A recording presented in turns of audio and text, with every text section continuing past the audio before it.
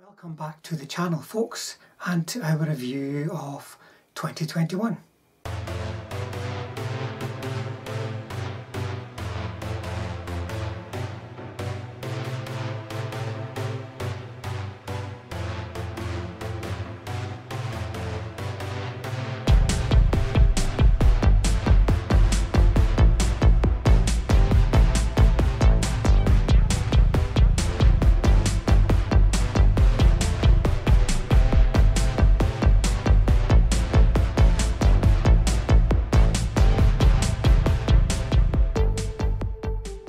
Before we go any further though, I should of course say thanks to all the viewers out there who've been picking up on the channel and continued to support the channel through 2021.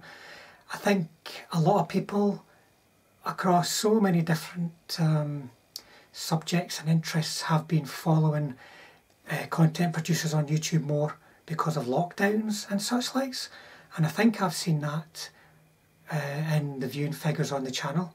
You know, it's nothing spectacular at all.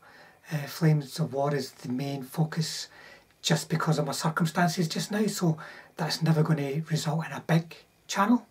But hopefully everybody who does watch it for whatever reason is enjoying what they're seeing. So I'd like to say thanks for watching and thanks for subscribing. And of course I have to thank the other contributors to the channel. Brian, first and foremost. He's been a main player in all the battle reports that we've been doing, but then we've also had other people join in and get involved in the battle reports. There is Tom, Peter, Lawrence, Mark, and also from further afield people like Soren from Burning Bridges. Playing with these guys has really helped us keep the battle reports coming to share with you lot for your enjoyment, I hope, and also helps us individually and as a group learn about the rules, because we don't always get it right, folks. I'm sure there's times where you'll be sitting there going, oh, what's he done there, you can't do that, or why has he not done this, and so on and so on. And in that regard your comments help as well, folks. There's been quite a few times where people have made comments, I've scratched my head and went, really, is that right? And it is right, because I'm still playing the game sort of halfway between version 3 and version 4. So thanks also for all the comments out there, guys.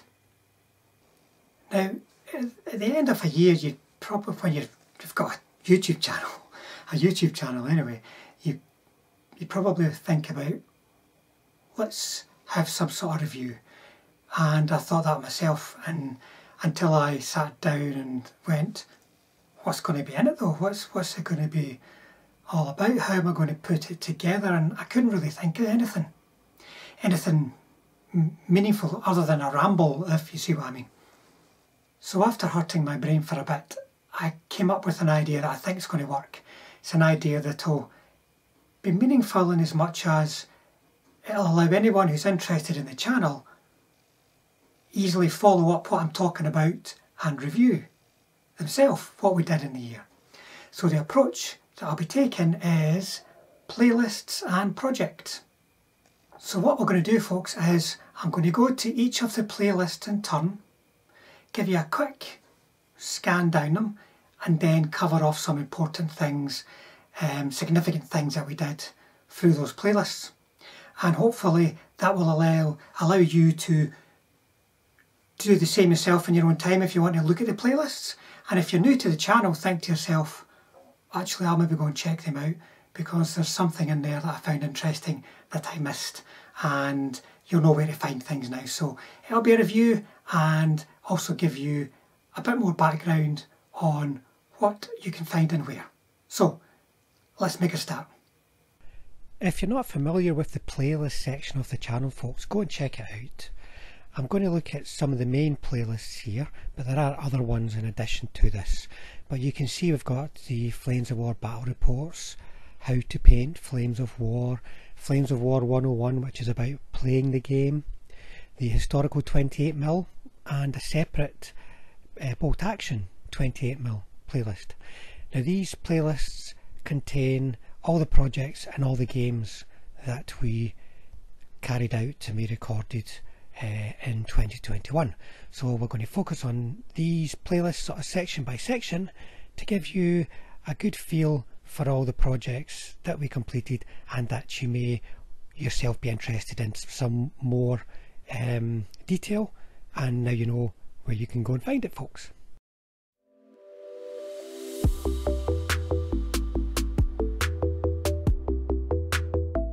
Let's start with an interesting project. It was painting 3D printed miniatures, which is not something I'd really done before.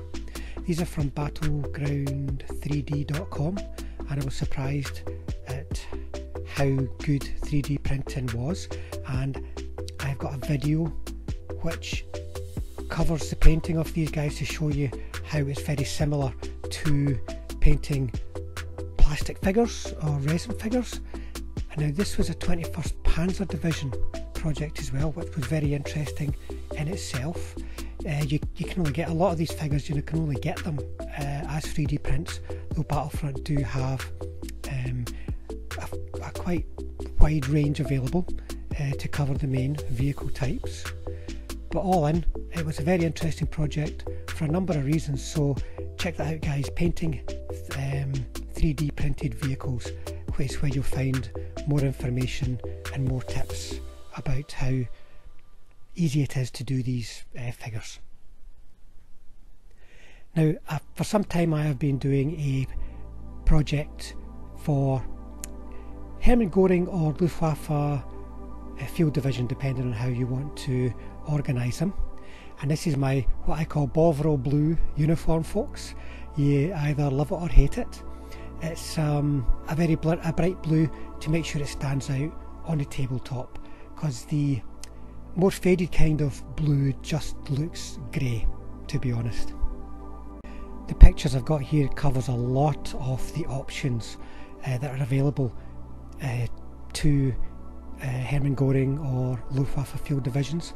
Some of these are the dedicated sculpts that unfortunately you cannot get anymore, but you can always just paint up your figures so that they have the correct colours, correct camos and uniform colour and so on.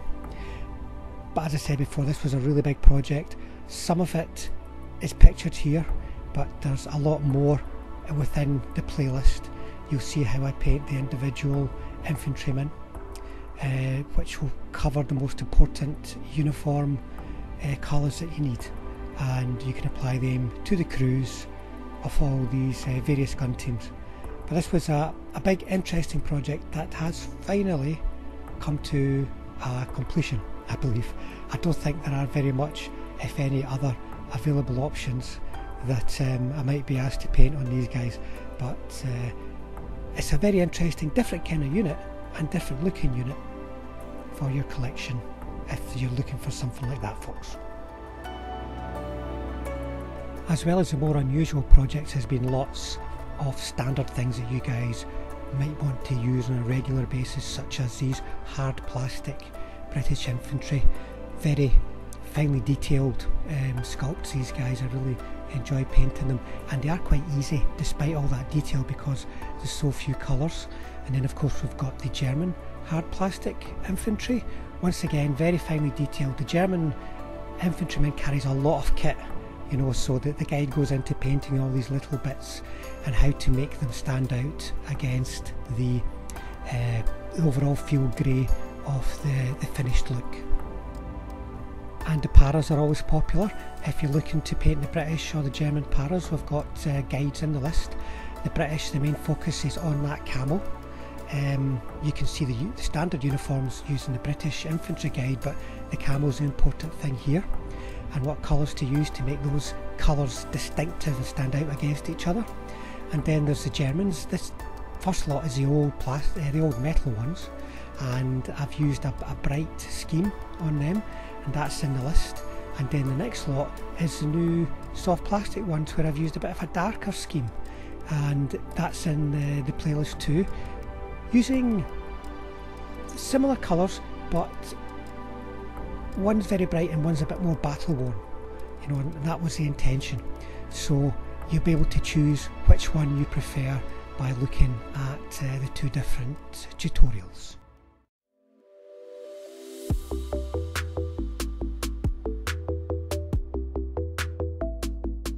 The main focus of the 28mm painting is for a friend's crusade project that he's wanted to do for years. I've been using Conquest Games and Fireforge Games figures for this, and there are a few tutorials there. At the moment it's all about the Latin forces. I've not got around to doing any Arab forces, but the boxes are sitting there, folks.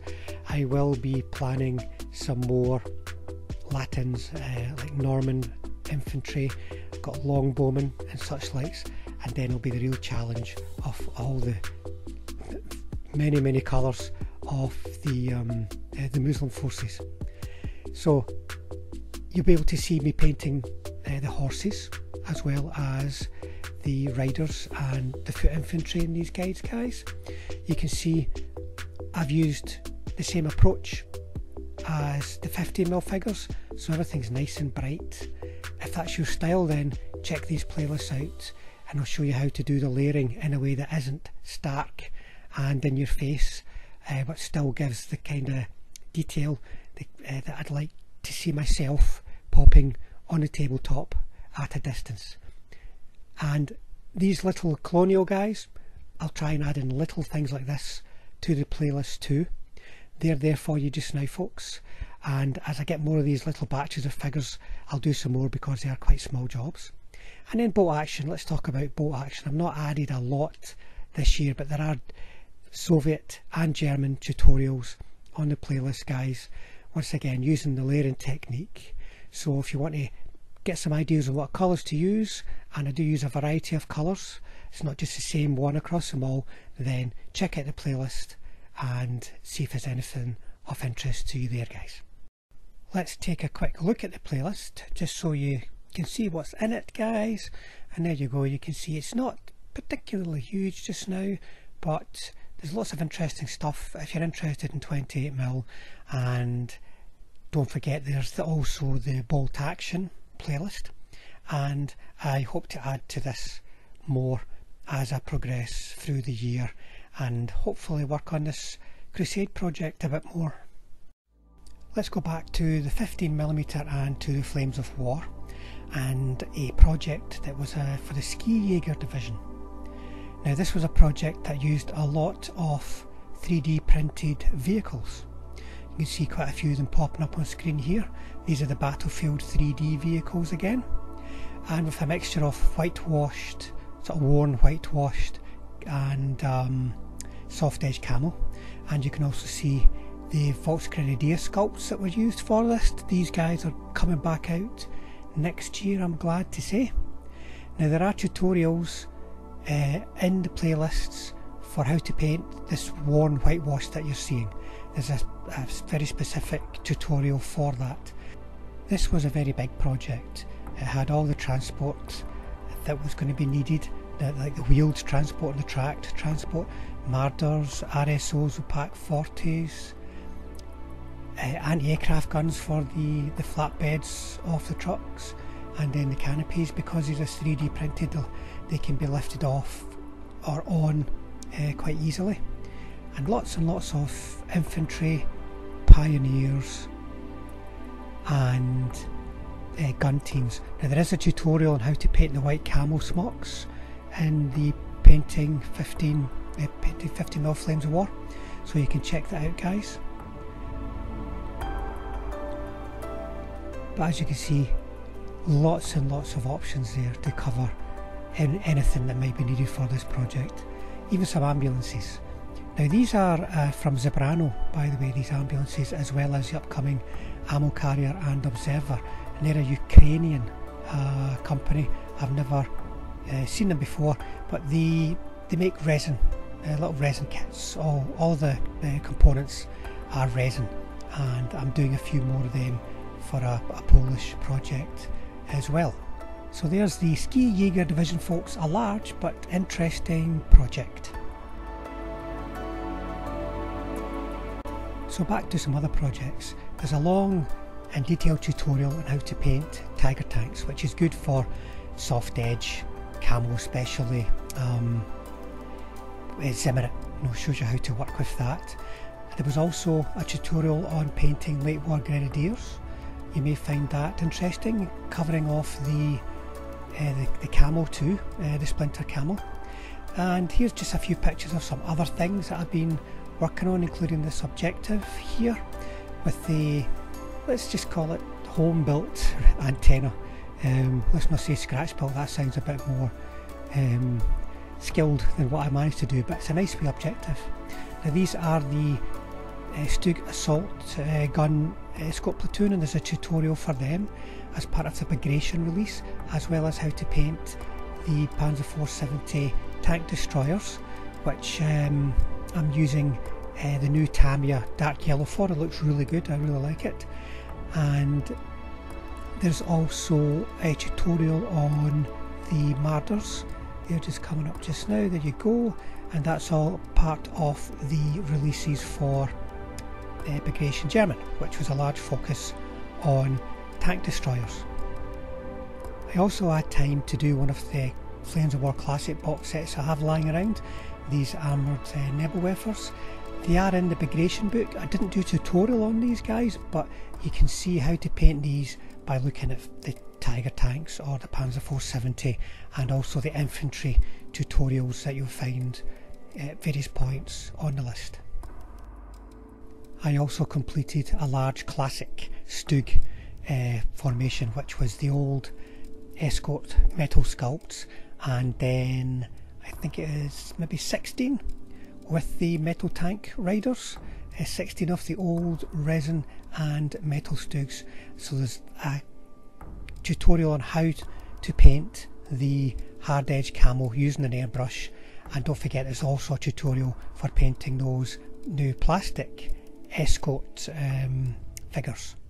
And I took a bit of time to get myself a Panzer III Observer tank, a nice simple little conversion. I didn't manage a tutorial for this, folks, I want to apologise, but it's worth showing. And then it was on to Axis Allies, and a big project for me, which was to get an entirely new army. That was the Hungarians, and I decided to theme it for Budapest. Not necessarily winter, but streets. So there's lots of tutorials in there, guys, to how to paint these and how to make these bases, what materials to use and how to put them together. So you'll be able to see the infantry and the gun teams and the basing, and you'll find that in the 15mm Flames of War playlist. This was a nice project to do. I spent a lot of time on the bases, more time than I would on anything I'm doing for a commission, because it takes so long to do it. And then we've got vehicles, and there is a tutorial on how to paint the Zarinyis, if I've said that right. I quite like these strange looking turtles. And then anti-tank guns as well, and they've been based in the same way and the same style as the infantry. So overall it's a great project to have, that I have almost all of the core elements to do now, just maybe some mortars and heavy machine guns. So check out the playlist if you're interested in painting up some Hungarians. The final project of the year was Bulge American, and you will find tutorials for the US Paras and for the armour, and I've used various kinds of olive drab that you might find, and various options so you can look and see which one you like best. And then I've also got a video on how I used a MIG ammo acrylic weathering wash to pin wash and to weather these guys. So check out the playlist if you've got a lot of Yanks sitting waiting, or you want to get into this because of the new releases. And then just the picture coming up in just a minute, you're going to see a large Polish project, very large Polish project next year, so keep tuned for that.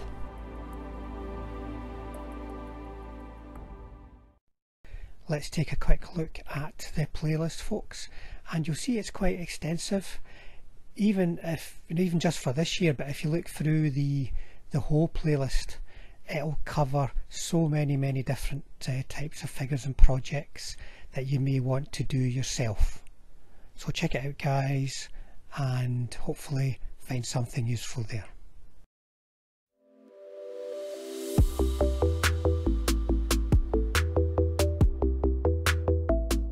The first really significant set of games that we had was for the Soviet Bagration release.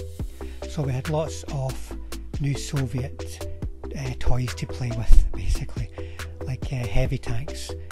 The very first game we had was heavy assault guns against Tigers, and then, as you can see, we then moved on to Panthers, and just explored how these exciting new toys worked. And in some ways they were good, in other ways they weren't so good. With myself and Lawrence playing Soviets, it kind of turned out in the end that the good old T-34 was the best option, and we used various T-34 lists supported by heavies, for instance. There's so many options that you could put in, and we got some really effective T-34s lists, like backed up by SU-100s, and they won a lot of games.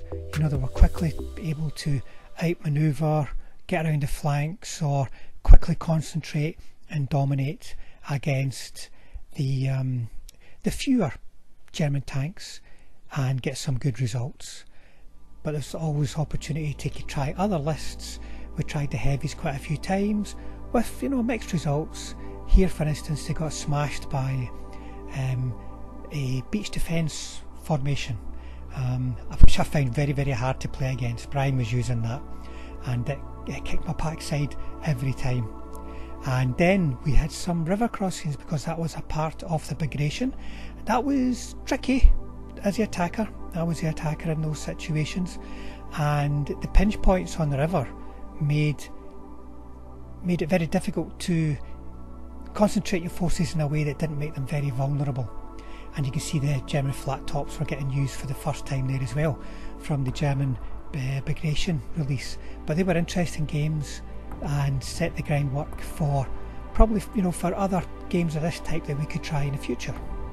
The next Bagration game was against Soren from Burning Bridges, and he brought a very particular list put together using all the various card options and such like. So it was a great game, but the elephants in the end got outflanked, and the Soviets just managed to sneak a win, once again using T-34s. And then it was a lot of German Bagration releases, a lot of tank hunter lists. You can see the Panzer 470s to begin with, in this case going up against Soviet tank hunters. We called it the Battle of the Flat Tops, and that was a very interesting game as well, with the relative abilities of each vehicle up against each other. And then bringing more tank hunters, this time into a mixed force of Soviets, some T-34s, some heavies, exploring all these list options and all these matchups, folks. And this one here, this was a very intense battle, Lawrence against Peter, and it went all the way, and Peter just managed to hold on with literally a handful of troops.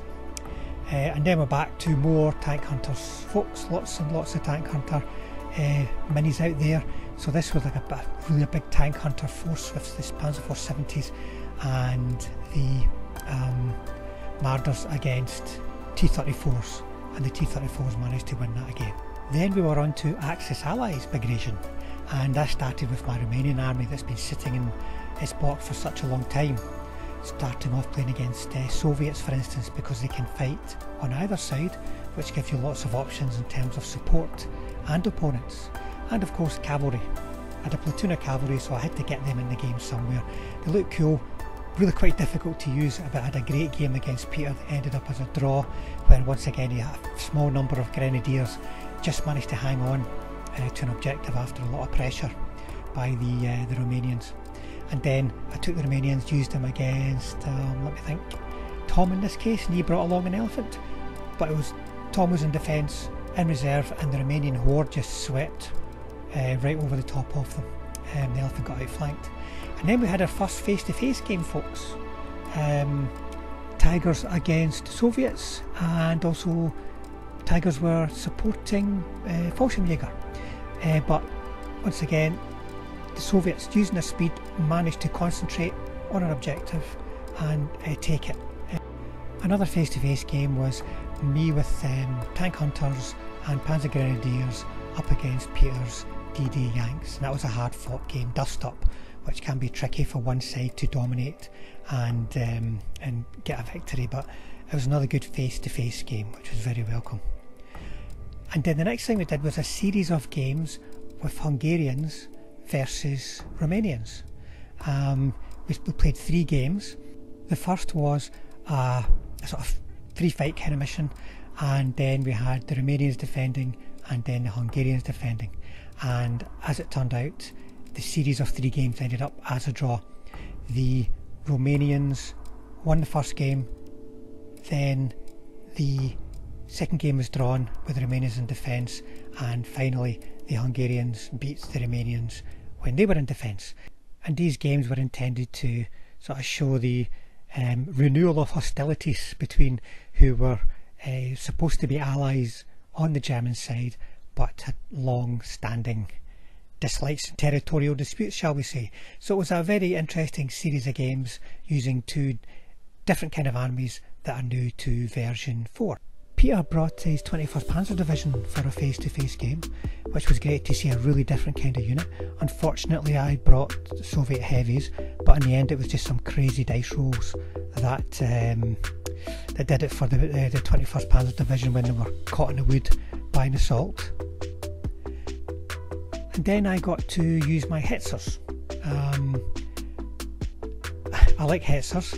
I've never really used them before, and I've yet, I think, to find the best way of using them, because I want to use as many as I can, and they may suit smaller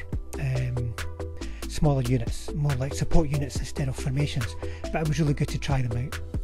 And then Tigers 88s and Grenadiers up against Soviet IS-2s, and that was me and Peter. And in this game my timing was off, and Peter managed to hold on and kept the objective that was behind the church there.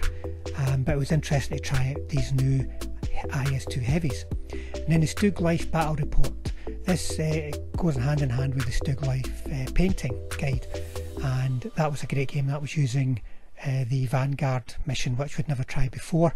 We had a few questions around how it was scored, but it was a long and enjoyable game that went right down to the wire with a lot of casualties. Then Bulge American arrived, folks, and it was lots of US lists. Peter brought his Hellcats, I brought more Hetzers, and we played one of the new Ardennes missions, and it was very, very tricky for me as the attacker in this game, so Peter managed to hold on for a good win, and it was good to see a Hellcat formation being used. And then I got my starter set, the Spearhead box, put together, and we had a few missions with that against various types of opponents. Tom used SS, for instance, and held on right to the last wire in fighting withdrawal, and then it was on to some Tiger tanks. And the Yanks did surprisingly well here in that they only lost 1 tank, but I should point out that the game was actually won by a couple of recon jeeps who sneaked in to take the objective after it had been pummeled by artillery and armoured rifles, and the Persians did not too bad too. Playing remotely was an important part of 2020 and 2021, to be honest, and without it I don't know what would have happened to the playing side of the hobby for us. We were locked down for so long, but we're now back to face-to-face gaming. We have the remote gaming option using YouTube Live. We've got that for when it's convenient, but there's nothing beats playing somebody on the other side of the table, you know, where you're both rolling dice and moving figures and talking to each other about anything, you know. It might not even be the game, it's just human interaction, so that is definitely a bonus, being able to play. And we're now meeting up as a group on a regular basis each month in Nightly Gaming in Bathgate. It's a new gaming venue, it's enormous, to be honest, and we're hoping it's going to be successful. So face-to-face gaming back in 2021 was a definite highlight of the year. So there you go, folks, there's our review of 2021. There was a lot in the year, by far the busiest year for uploads from us. A lot of that was down to The impact on me and my family life, shall we say, because of COVID, 2022, I do not expect the same barriers to be in place for us on a personal level. That might mean less content on the channel, guys, but you know, we have to get on with many, many important things. But stay tuned, because we're still going to keep things as busy as possible. I'm already preparing for the first game of 2022. There's going to be a desert game, unless anything happens between now and 7 o'clock tonight. It'll be a desert battle, and that's going to be the first release of 2022. There's going to be anniversary stuff for 2022 and Flames of War as well. We'll see what we can do there. We're likely to hit 100 battle reports during 2022, so I'll have to come up with something that we can do to, you know, something significant for number 100. And with a bit of luck, I can also fit in more 28mm tutorials as well to try and build up the painting catalogue and the playlist for that. But there you go, folks, that's our review over. Hopefully there was plenty of good eye candy in the pictures, and as I like to stress, I'm not the eye candy, it's the tanks and the infantry and the games. And thank you for watching, thanks again for subscribing. If you'd like to subscribe, hit the button, helps us build the channel, lets other people who play the game find out about the channel. And if you hit the bell button, we'll definitely see you on the next one.